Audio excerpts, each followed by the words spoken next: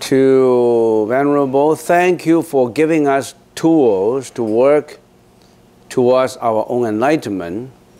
In my opinion, I need to understand something. The first one, you said there are 3 realms.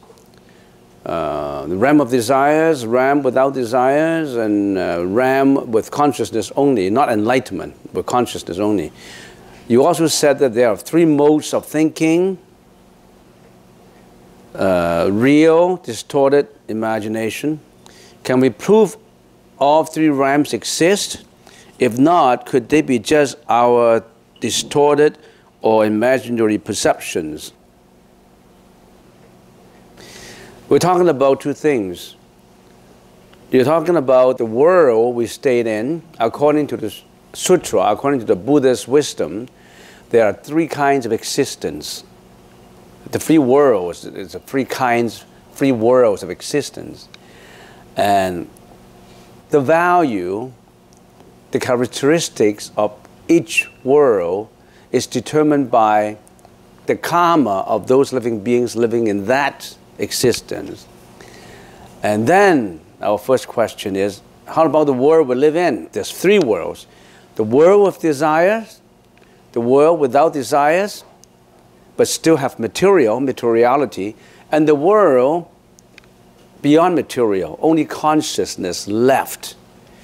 When we say the top level is the world with only consciousness left, we don't mean that they are already enlightened. It's just they don't have a body anymore. Because the body, the way we look at it is different. The way they look at it is different. The body is a burden. You think, everybody thinks this body is lovely. I have a body. But they're more or less enlightened beings in the next level said that you have the burden. Because you have that apartment that you have to whitewash, you have to furnish, you have to keep, you have a lease there, you have to pay your due, pay your rent. You're living in a body apartment. And then it dies. It decays. So he said, no, your body is no good. We don't have a body. They think that we don't have a body at a very high level. What you're saying is, how can you prove those 3 realms exist? Now, first of all, let's look at our realm. You already exist in it. We don't have to prove it in our realm. You already exist in this world with desires.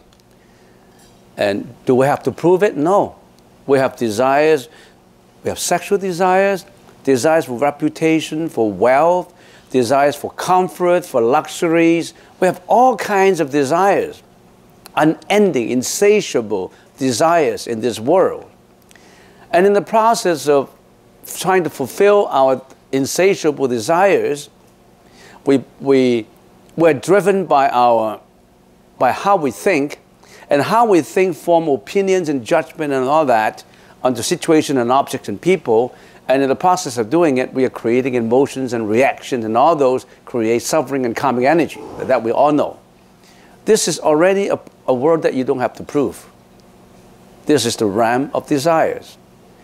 In the realm of desires, we're also living in the universal truth, whether it does not matter whether you believe it or not, but it's almost like a universal truth, that we are living in the world of causality. So in other words, everything we do, all the causes that we sow, all the causes that we have done would lead to certain effects. You don't need to prove it. We see it in daily life that if you kill someone, you'll be caught, then you'll be you will be judged by the court. So in other words, there's always causality in everything we do. You sow the apple seed, you got the apple tree, apples, orange trees and oranges that you eat. So we're living also in causality. And all this causality would make things happen. So we don't have to prove this world. This world is already in front of our eyes. We're living into it.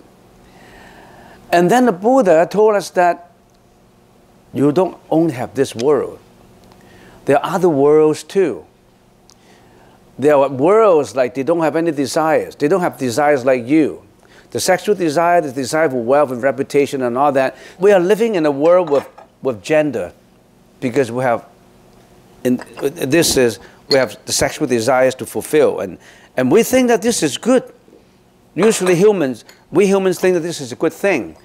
But the saints, that's exactly what accounts for our life reincarnating. But we're attached to that, all these desires and senses. Now in the higher level, they don't have that. They don't have the gender, and their value of life is different from us. They have a long longevity. In other words, the span of life is thousands of years, and they live. They don't eat like us. They don't have breakfast and lunch and dinner, and then after we eat something, we have to excrete it into the toilet through certain ways. They don't need that. They don't need that kind of living. They live in a style that they don't need eating, so they don't have the sense of smell, the sense of taste. You think the sense of smell and taste is good, but they don't need it. And they develop in somewhere else. They develop in their eyes, their ears, and their touch. So then how do you prove it? There's no actual proof to this. But we can, then that leads to the question is, if you can't prove it, why do you believe in it? If you cannot prove it out to me, if you cannot put it on the desk, I can touch it, I can see it, I can actually get in touch with it, I don't believe in it. If that's the way you believe in something, then there are many, many things that you won't believe in. Because believe something, there are many ways in believing it. Usually there are 4 ways in believing something. Believing something means that you already agree with the proof. You believe in it, right? But the Buddha told us that when you believe something is true or not, is real or not, there are 4 ways you do that. The first way is, it really exists in front of your eyes. This is my cup. I don't believe it's a cup. Of course, it's real. I believe in it because it's real. Something that I can touch, I can see, is real. That's everybody agreed. Another way of believing in it and getting proof of it is, I haven't seen it with my senses, but I can postulate from it. I can infer from it. In other words, believe and prove by inference, by postulation, by your own analysis. For example, I see a mountain over there, and I see smoke coming out there. I don't need to see the fire. There's no smoke without fire. I postulate, I infer from the appearance of the fire that something may be burning in the forest. But you haven't seen the fire. How can you believe that there's a fire? You haven't seen with your eyes, you haven't smelled it. Then you see it by inferring, by postulation. You don't see with senses, actual senses. You don't hear it, you don't taste the fire, you don't perceive it, but you still believe there's no smoke without fire. I know there's a fire there. And also, you know by postulation, by inference, that all of us is born by hereditary traits. What I mean is, you have a father, and your father have a father, and your grandfather have a father. And your father told you, hey, John, you have a great-grandfather. John said, no, I want to prove. I haven't seen my great-grandfather. I want to hear my great-grandfather in order to believe I have a great-grandfather. I haven't seen him. How can I, Dad, how can I believe I have a great-grandfather when I haven't seen him? They said, you're foolish. If I'm not the son of my grandfather, how can I give birth to you? And John was so obstinate. No, the teacher told me that I want to believe in only things that my senses can see, can touch, can hear. And then his father said, John, you're foolish. You believe it by postulation, by thinking, by inference. Have you seen the Prime Minister in the 1960s, Trudeau? No, I haven't seen him. But you still can see the pictures, you can. But how about all those previous prime ministers? You haven't seen him. You haven't seen the origins, the ancestors. Do you believe that you have ancestors? You can infer by hereditary that you have a great-grandfather, but you haven't seen him. So another way of believing in something, proving that it's right, is by thinking about it. That's the second way. But then there's a third way. Sometimes your postulation is right, and sometimes it's wrong. Not always right. Because, say, if I can, if in a mountain, I saw a figure with 2 horns. And then I say, I know there's a cow in there. Because you see the shadow of 2 horns. And then that's by postulation. But actually, that's not a cow.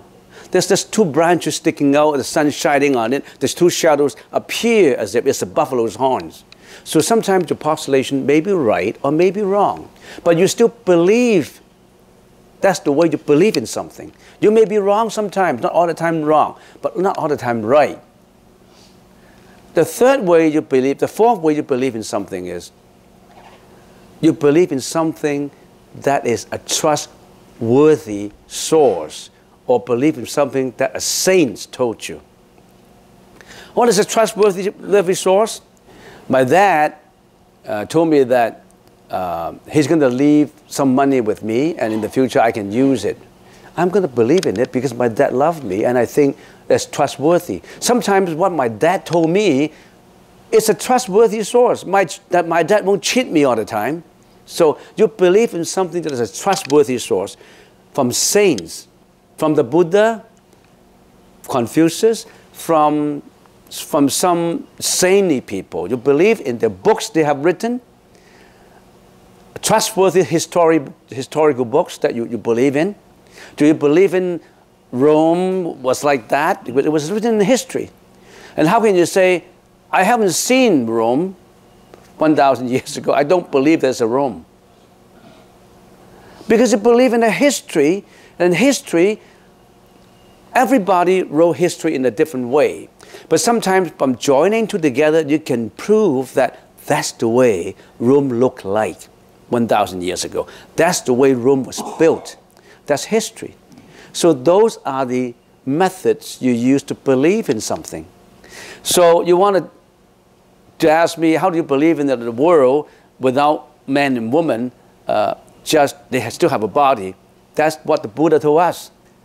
There's another world, not of this world. There's another higher level where not even material left. There's no combination of body cells, protons, electrons, neutrons in the top world. They only have consciousness. But that consciousness is tainted. They don't have the body burden anymore. They don't have the sexual burden anymore. They're in a much higher level. But they're still not enlightened yet. So basically, the Buddha broke down these 3 categories and tell us. Because we're not enlightened. We haven't got the wisdom to explore into that area. That's what the saint told us. So we say, oh, it may be true. If we have this world that is like this, there may be another world with another beings. It's just like when you were living in China 1,000 years ago, they didn't believe in there's another world called America 1,000 years ago because they haven't seen it. But it does not mean that America did not exist. Sometimes our limited wisdom is not wide enough to know everything. Then you have to use your intelligence to absorb. You don't try to introduce all this negative aspect in you. I want to get proof so that I can believe that. I want to get proof. Then our senses actually are responsible for the distortion. Our intelligence sometimes is the culprit for our arrogance and ignorance. You know why? Because our senses are not even better than some animals. A dog can hear a sound 5 miles away, the siren of an ambulance. Human eyes cannot. So when the dog is barking, barking, the intelligent guy would say, hey, John, there's an ambulance will be coming by. And this guy said, I didn't hear anything. But that guy who knows that the dog barks would know that an ambulance will go by. He already know 1 minute before that guy who did not know about the dog's hearing, listening ability. So our senses are not even better than a dog. A dog can hear 5 miles away.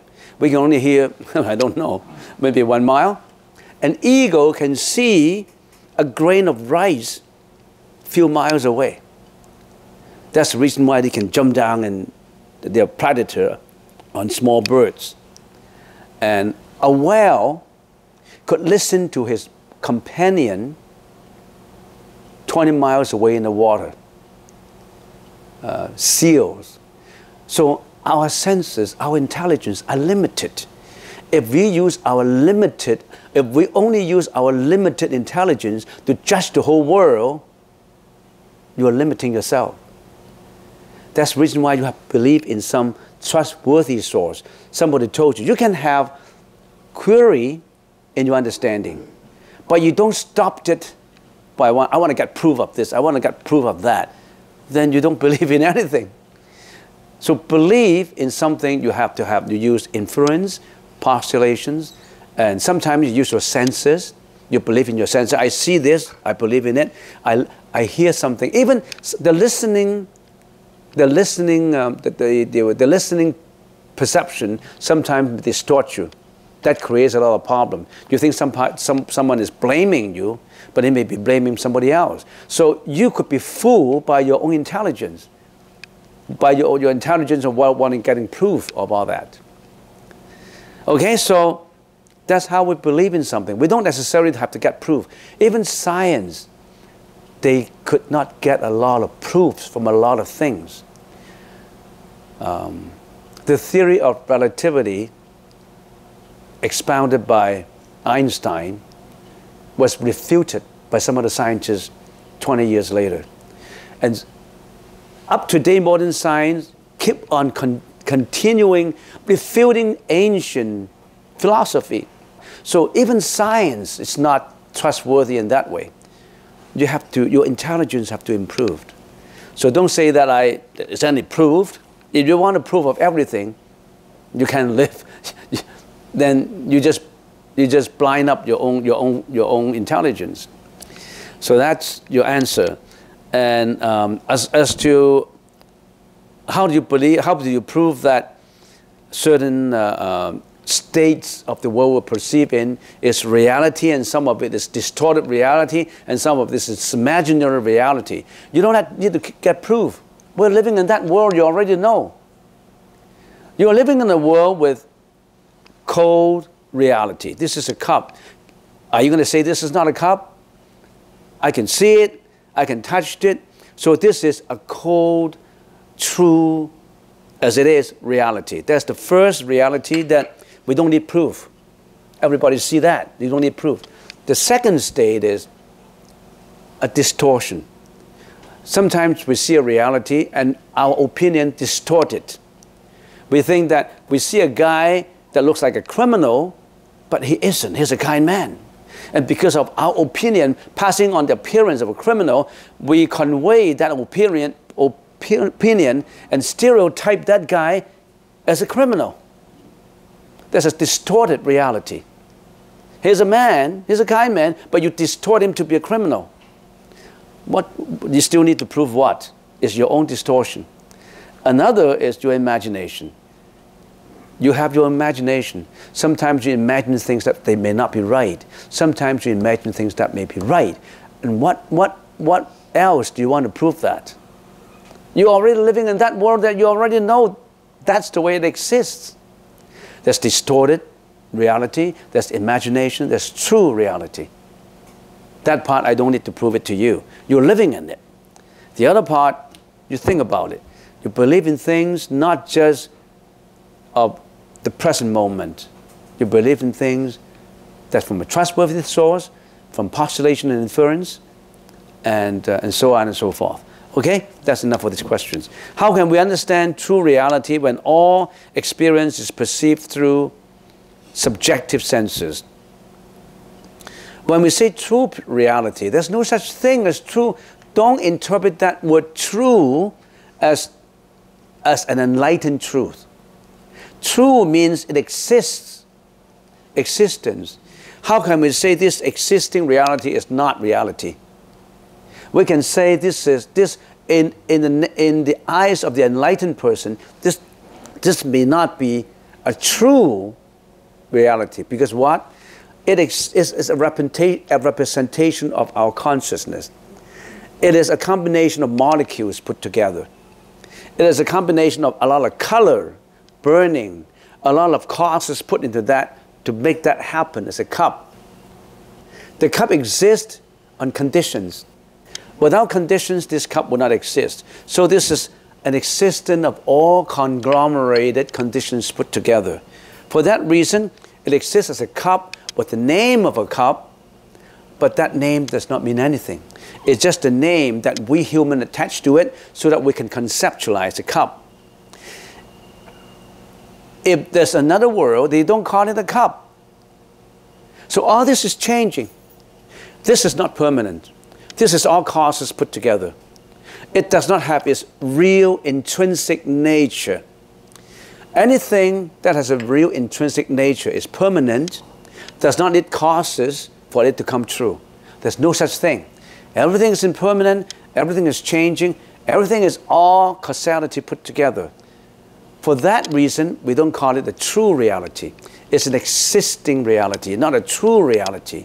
When a Buddha looks at a cup, he won't attach to this cup. He looks at this cup, the causes of a cup.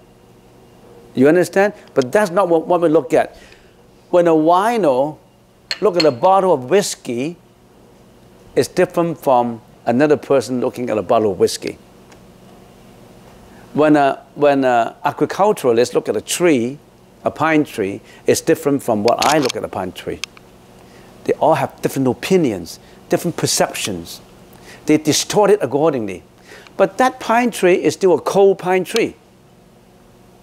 That pine tree comes together as a pine tree is because of the seeds, growing, water, light, fertilizers.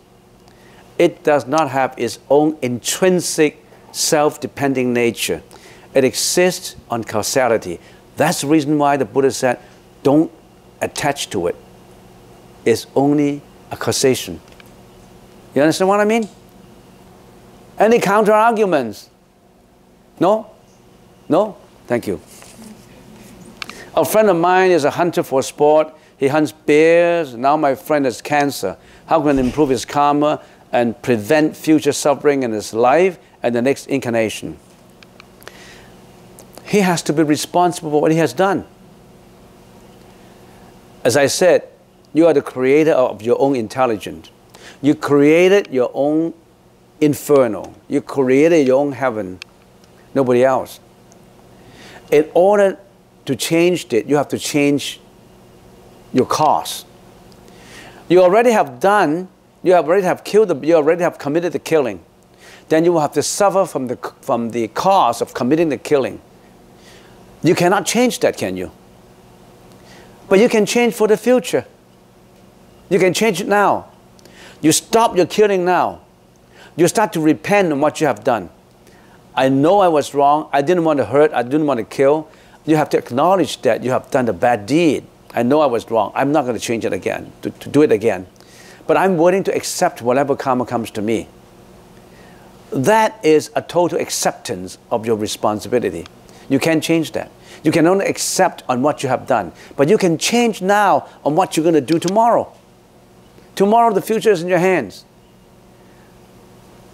If suffering from a cancer is a result of what you kill in the bears, then why do you attach death so seriously to that? Maybe if you change it now, then you can recover. If you are not, then say, in my next life, I'm going to go for the wisdom. I'm not going to go into the same trap again. I'm going to change it now. That's the reason why I always told people, change it now. Don't wait till you have cancer. Then you changed it. You do it now. People they are only afraid of the result. They're not afraid of the effect. I mean, they're not afraid of the causes. They keep on sowing bad causes, bad seeds. And they're not afraid of the bad results. They only cry, they only emotionally react to the bad results. Do it now. Don't kill now. Don't lie. Don't commit all these bad deeds. You have to change today. Don't wait for tomorrow. Change every thought, every action. It's not too late. Change it now. Don't wait till the last moment. Don't wait till on a dying bed and say, I have done all these things. Nobody told me. Do it now. It's never too late to mend. There's a word saying. The past you can't change. How can you change the past? Say your dad abused you. Can you change that? You can only change your feeling on the abuse. I want to forgive my dad. Given the karma that I and my dad created in previous life, he came back to get me. He came back to make me suffer because I abused him before. I want to forgive. Only forgiveness can wash away the karma, not hatred. I hated my dad. I hated my dad's guts. No, that's not the way. You only increase your anger, your hatred. You have to dissolve it, subsume that with compassion. That's how you changed. You can change the abuse, but you can change your interaction to the past. Forgive it. Compassion. The 9 lotus should reach the other shore. Is the other shore equal to nirvana? When you're talking about the 9 lotus in the Amitabha Sutra, the Lotus Sutra, there are 9 levels. The low 3, the middle 3, and the top 3. According to the Pure Land approach, if we practice meditation and wishing that we can free or purify all our karma and reach to nirvana, that is almost like impossible. Because we are getting more and more busy every day. In the ancient days, we spent a lot of hours in meditation. We meditate for 10 hours per day in those ancient times when life is not as complicated. Now life is getting more and more complicated. You don't even have 1 hour of meditation. How can you meditate for 15 minutes every day and become a Buddha? So the Buddha already knew, and he told that in many sutras. He said, in the Dharma ending age, you really have to practice the Pure Land approach. What is the Pure Land approach? You chant the name of a Buddha, and that Buddha who make that wish will receive your soul into that land.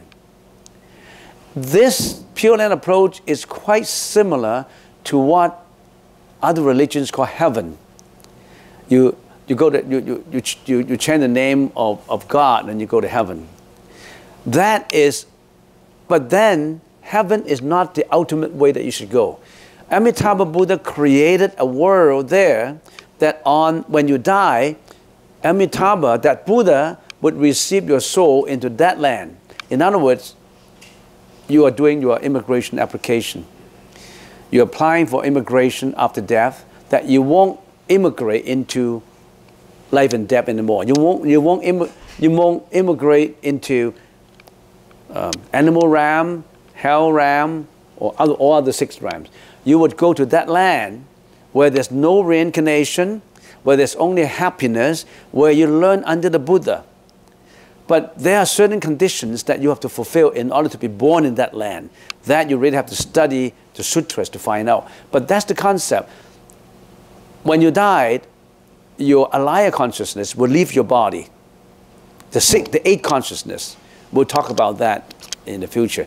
When you die, your 8th consciousness, the 8th one, because your eyes, your ears, your nose, all this will shrink into that consciousness, the eighth consciousness, the alive consciousness, and that consciousness will be received by Buddha into that land where there's no more reincarnation.